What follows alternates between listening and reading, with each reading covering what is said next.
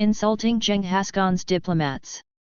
One of the most destructive military campaigns in human history started for a basically useless reason. In the early 1200s, Genghis Khan, leader of the Mongols, was technically at peace with the Khwarezmian Empire. And the two had even fought against shared enemies. But everything changed when a Mongol trade caravan entered Khwarezmian territory and was attacked by a local governor who stole the goods and killed the merchants. Instead of going to war right away, Genghis Khan sent ambassadors to the Shah of Khwarezm to ask for justice and for the governor to be punished. But the Shah made a terrible decision. He had one of the Mongol envoys killed and sent his severed head back with the others. In Mongol culture, harming a messenger was a serious offense. It was seen not just as an insult, but as a clear act of war. Genghis Khan responded with a massive invasion. His army destroyed entire cities and completely wiped out the Khwarezmian Empire. Even the lowest estimates suggest that millions died. But the attack didn't stop there. The Mongols continued west, bringing destruction to Persia, parts of the Middle East, and even into Europe. No one can say for sure what would have happened if the Shah had simply apologized and punished the governor. But what we do know is that at the time, the Mongols were busy fighting a war in China. So, by killing the ambassador, the Shah may have accidentally triggered one of the most destructive military campaigns in human history, German U-10. On its first mission in March 1941, the German submarine damaged 2 Allied ships, but had to stop early after an accident with its own gun injured some of the crew. But its second mission in April and May 1941 would change the course of the war. After sinking several Allied ships in the North Atlantic, U-110 was chased by British warships. On May 9, 1941, after being hit by depth charges, the German submarine was forced to surface. This was part of a British effort later called Operation Primrose. The Allied ships surrounded the damaged U-boat. At first, the British thought the Germans would fight back and opened fire, but stopped when they realized the crew was surrendering. The German commander, Fritz Julius Limp, saw that the submarine wasn't sinking like it was supposed to. He tried to swim back and destroy the Enigma machine, a type of encryption device used by Nazi Germany to send secret military messages, but he disappeared. No one knows for sure how he died. Meanwhile, British sailors boarded the abandoned U-1110 and recovered the Enigma machine along with valuable code books. These gave British codebreakers at Bletchley Park a major advantage in reading secret German naval messages, especially a backup cipher known as Reservehanaren. To keep their success a secret, the British let U-10 sink and pretended it had gone down with everything still inside. Constantine vs. Trust. In 774, Byzantine Emperor Constantine V launched a military campaign against Bulgaria, but it failed. However, he gained a major advantage afterward. Spies inside the Bulgarian court in Plusa were secretly giving him valuable information. The Bulgarian ruler, Telerig, began to notice that Constantine always seemed to know his plans. He eventually realized that his government had been infiltrated by Byzantine spies. Telerig came up with a clever plan. Or perhaps Constantine was just too trusting. He sent a message to Constantine pretending he wanted to defect to Constantinople and join him. He asked for the names of the emperor's agents and saying he needed them to make sure they stayed safe while he escaped. Constantine believed him and gave him the list. The thing is, Telerig had no intention of defecting. Once he got the names, he executed all the Byzantine spies in his court, completely destroying Constantine's spy network in one move, the fall of the Berlin Wall. Günter Schabowski had recently become the unofficial spokesperson for East Germany's ruling Politburo, which was the top decision-making body of a communist party. The government had just held a meeting where they talked about easing some travel restrictions to West Germany, but they didn't want to announce it just yet. At a press conference, Schabowski brought this up even though it wasn't meant to be made public yet. A journalist asked when the new travel rules would take effect and Schabowski, shuffling through his papers, didn't find an answer and ended up saying, "As far as I know, immediately." That one word changed everything. People in East Berlin, thinking the border was now open for the first time in 28 years, rushed to the Berlin Wall. Crowds gathered quickly, and the border guards were confused because they had no clear orders. But they'd also heard the press conference. Not knowing what else to do, they opened the gates and let people through. Soon it turned into a huge celebration. People were climbing the wall, crossing freely between east and west, hugging and cheering. Around 11:30 p.m. on November 9, 1989, the Berlin Wall started falling. Some say Schabowski simply misunderstood. Others believe he knew exactly what he was doing. The Four Pests Campaign. The Four Pests Campaign was one of the first major efforts under Mao Zedong's Great Leap Forward campaign. Its goal was to get rid of four pests: rats, flies, mosquitoes, and sparrows, because they were thought to spread disease or damage crops. The worst mistake was the war on sparrows, especially the Eurasian tree sparrow, which the government blamed for eating grain. Millions of people across China, including children, were ordered to destroy sparrow nests, smash eggs, and bang pots and pans to stop the birds from landing until they died from exhaustion. This campaign, driven by propaganda and Mao's belief that man must conquer nature, almost wiped out sparrows in China. But without sparrows, insect and locust populations grew out of control since there were no birds to eat them.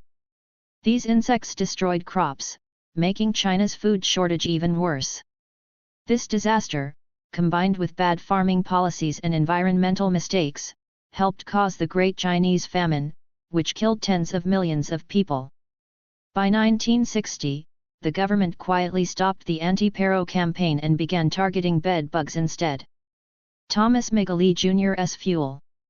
In 1921, while working at General Motors, Thomas Migley discovered that adding a chemical called tetraethyl lead, also known as teal, to gasoline, could stop engines from making knocking sounds.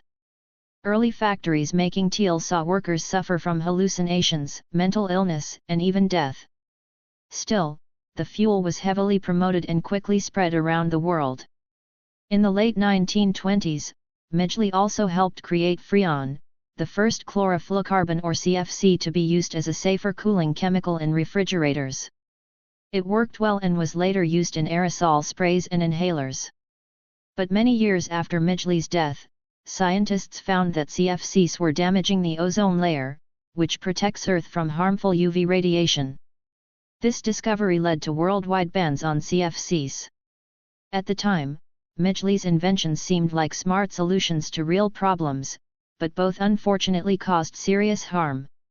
A historian once said Migley had more impact on the Earth's atmosphere than any other single human being.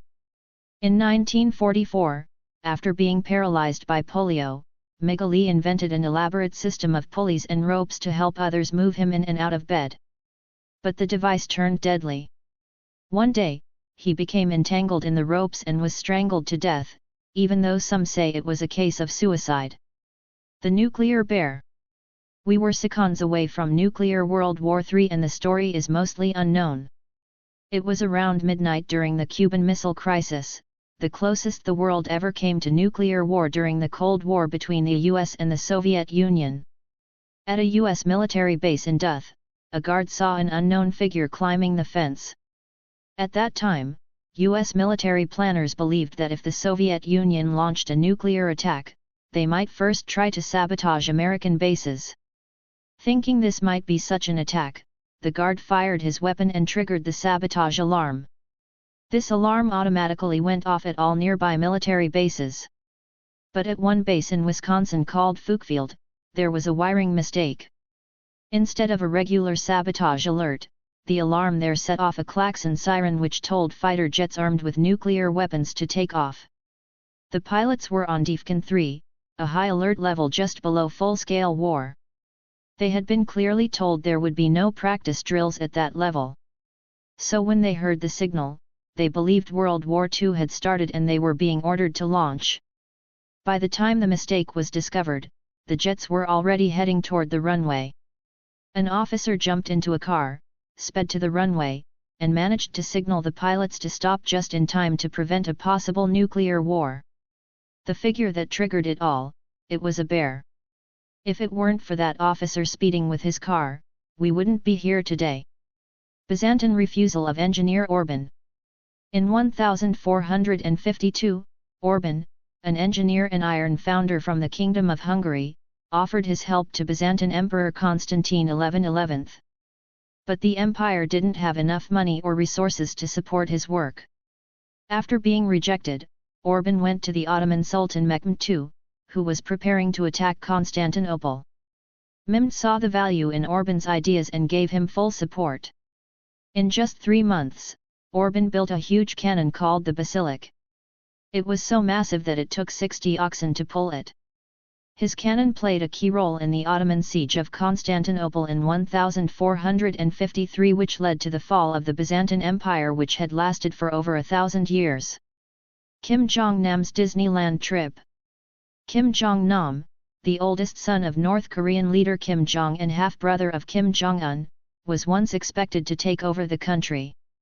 In the late 1990s, he held top positions in the Ministry of Public Security and worked on developing North Korea's IT systems.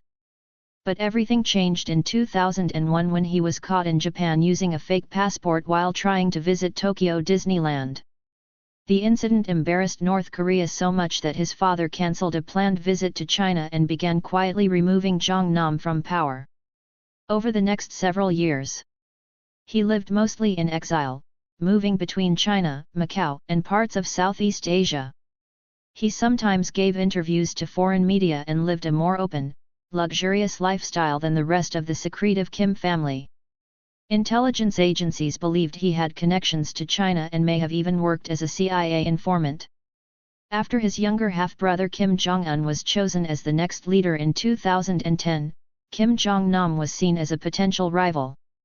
According to South Korean intelligence, Kim Jong-un gave a standing order to have him killed. Jong-nam survived several assassination attempts and even wrote a letter asking his brother to spare his life. On February 13, 2017, he was assassinated at the Kuala Lumpur airport in Malaysia after 2 women smeared the deadly VX nerve agent on his face. The women were arrested, but claimed they thought it was a prank for a TV show.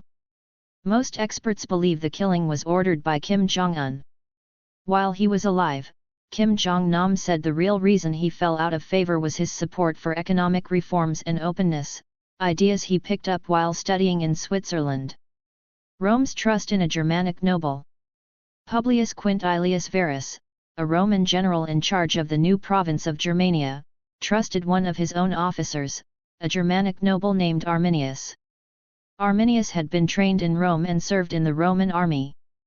But he was secretly working to unite the Germanic tribes against Roman rule. That summer, as Verus and about 15,000 to 20,000 Roman soldiers marched back to their winter base, Arminius told him there was a small local rebellion that needed attention.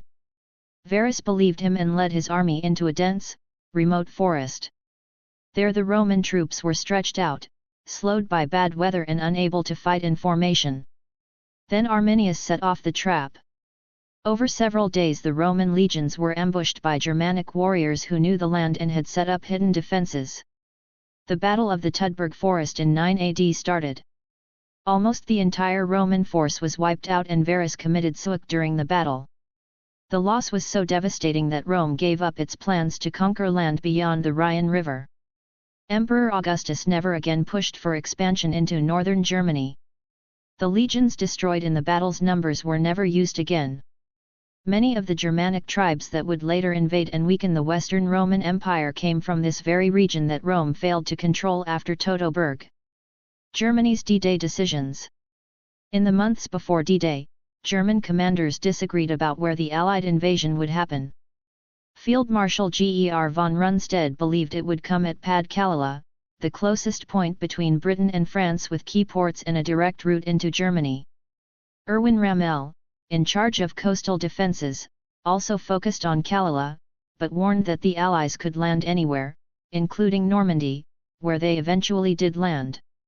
Hitler, as usual, couldn't make up his mind.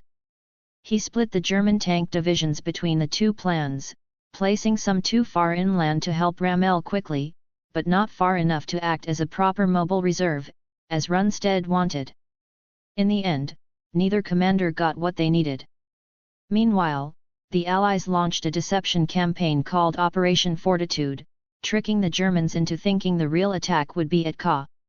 Even after the Allies landed in Normandy on the 6th of June, 1944, German leaders, including Hitler, thought it might just be a distraction.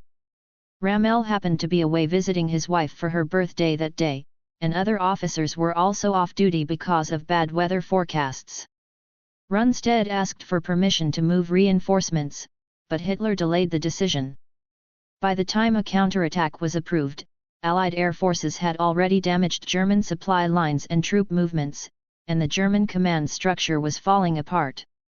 Despite fierce resistance, the Allies secured 5 beachheads on D-Day and brought in over 150,000 troops. Rommel later tried to tell Hitler that Germany's defenses were collapsing, but Hitler refused to believe it. Then on the 17th of July, Rommel was seriously injured when Allied planes attacked his car. With ramloud and confusion still spreading through the German leadership, Germany lost its chance to stop the invasion. Russia's Alaska sale.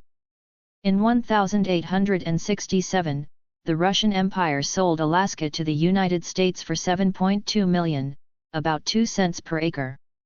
After losing the Crimean War, Russia feared it couldn't defend Alaska in a future war, especially against Britain, whose forces were nearby in Canada. Selling the territory to the US was seen as a way to block British expansion. At the time, many Americans mocked the deal as swords' folly as the negotiations were led by U.S. Secretary of State William Seward. They called Alaska a useless frozen wasteland. The purchase gave the U.S. strategic access to the Pacific and added territory more than twice the size of Texas, full of natural resources like oil and various minerals and metals. Alexander the Great leaving no heir. When Alexander the Great died in 323 BC, he left behind the largest empire the world had ever seen. But no clear successor. His only direct heir was an unborn child, and his half-brother Eratos had serious mental disabilities. Without a stable plan for who would rule next, Alexander's top generals, known as the Diadochi, rushed to grab power. What followed was nearly 50 years of brutal conflict called the Wars of the Diadochi. These former allies, who had once helped Alexander conquer lands from Greece to India, turned on each other. They formed shifting alliances, betrayed one another, and fought bloody civil wars to control pieces of the empire. The result was the permanent breakup of Alexander's empire into rival kingdoms and decades of war across the ancient world. One by one, most members of the royal family, including his son, Alexander IV, were murdered during the power struggles. By 281 BC, his empire had broken apart into several major rival kingdoms. The long-term effects were huge. Alexander's dream of a unified empire connecting East and West died with him. Instead, the split led to centuries of regional conflict and helped pave the way for the rise of Rome. All of it happened because one of history's greatest conquerors failed to plan for what would happen after his death.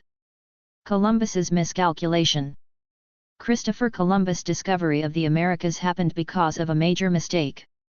At the time, many scholars already had a pretty good idea of the Earth's actual size, thanks to earlier work by thinkers like Eratosthenes. But Columbus rejected those accurate estimates. He wrongly believed the Earth was much smaller than it really is and thought Asia stretched much farther east than it does. Based on this wrong math, Columbus argued that Japan could be reached by sailing west from Europe in just a few weeks. Most experts disagreed and believed the trip would be far too long. Still, the Spanish crown decided to fund the voyage, impressed by his confidence and calculations. Ironically, if Columbus had used the correct numbers, the journey would have seemed too long and too risky, and he probably never would have set sail. In the end, it was only because of his miscalculation and the surprise presence of the American continents in the way that his voyage succeeded. Treaty of Versailles. Harsh terms. The Treaty of Versailles was signed in 1919 after World War I, and it placed very tough conditions on Germany that affected the country's future and possibly changed the path of world history. The treaty forced Germany to take full blame for the war, give up land, greatly shrink its military, and pay huge amounts of money to the Allied powers. Many Germans felt these demands were unfair and deeply humiliating, especially because they had expected peace talks to follow US President Wilson's more generous 14 points. The British economist John Maynard Keynes called the treaty a Carthaginian peace, meaning it was designed to crush Germany rather than build lasting peace. He warned that the harsh financial penalties would hurt both Germany and Europe. In Germany, the feeling of injustice was widespread. Millions of ethnic Germans ended up living outside the country's new borders, and the loss of land and military strength fueled anger and nationalism. This frustration helped extremist politics grow, especially during the Great Depression when Adolf Hitler rose to power. While the treaty was not the only reason for World War II, its harsh terms and the way people remembered them played a big part in the rise of Nazism. The Maginot Line. The Maginot Line was a large system of defences that France built along its border with Germany after World War I. It was not meant to make France completely safe, but to slow down a German attack, give France time to get its army ready, and keep future battles away from French land. The line was built in the 1930s, partly because Germany was becoming stronger, and France could not count on help from Britain or the United States. France had fewer young men after World War I and chose a defensive plan to make up for its smaller army. The Maginot Line ran from Switzerland to Luxembourg and had underground bunkers, big guns, and strong fortifications. But it did not protect the Ardennes forest or the border with Belgium very well because those areas were wrongly seen as too hard for a major army to cross. In 1940, Germany avoided the line by going through Belgium and the Ardennes, surprising the Allies. The parts of the line that were attacked mostly held firm, but it had already been bypassed. After the war, people disagreed about whether the Maginot Line was a good idea. Operation Barbarossa. Operation Barbarossa, launched by Nazi Germany in June 1941, was one of the worst military misjudgments in history. It was supposed to be a quick and easy invasion of the Soviet Union, meant to defeat the Red Army in just a few weeks. But instead it turned into the largest and deadliest front of World War II. At first, the Germans made huge gains surrounding and killing or capturing hundreds of thousands of Soviet troops in places like Kiev and the Sea of Ounce. By late 1941, they were close to key cities like Leningrad and Moscow. But the invasion began to stall. Cold weather, long supply lines, strong Soviet resistance, and poor planning all slowed the German advance.